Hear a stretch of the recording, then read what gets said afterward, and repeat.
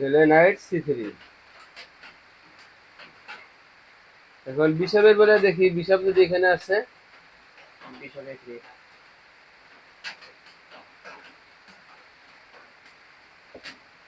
Queen যদি এখানে আছে, কুইন D4,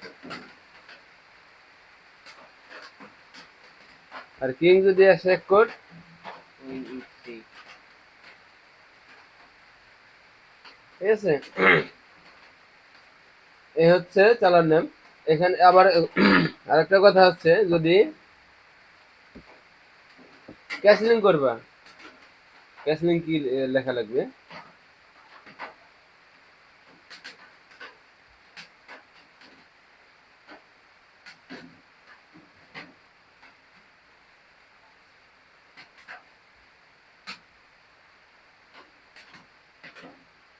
তোমার আম্মুর টাচ ফোন আছে না? জাস্ট একটা ছবি তুলে নিয়ে যাবে, ঠিক আছে। ক্যাসলিং হয় দুইটা, short castle, long castle.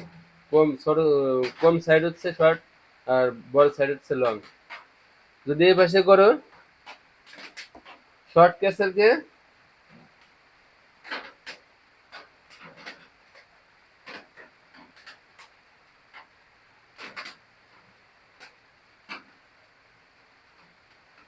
Short castle হচ্ছে 0 0,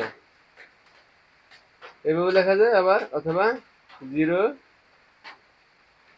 একটা টান দিয়ে 0 0, এভাবে লেখা যায়। ডাইরেক্ট 0 0 লিখলেও ক্যাসেল বোঝা যায়, আবার 0 একটা টান দিয়ে 0 লিখলেও শর্ট ক্যাসেল। এটা হচ্ছে শর্ট ক্যাসেল। আর হচ্ছে লং ক্যাসেল। লং ক্যাসেল হচ্ছে যদি এই পাশে করো বড় সাইড, এটা হচ্ছে 0 0 0, তিনটে 0 মানে লং ক্যাসেল, আর 2 0 হচ্ছে শর্ট ক্যাসেল। আবার 0 0 0, এভাবে লিখলেও হয়। যে মানে সৌন্দর্য হচ্ছে এটা, গ্যাপ বাই গ্যাপ স্পেস দিয়ে স্পেস দিয়ে লিখলে জিনিসটা ভালো হয়। যাই হোক, এটা হচ্ছে ক্যাসেলের নিয়ম গেল।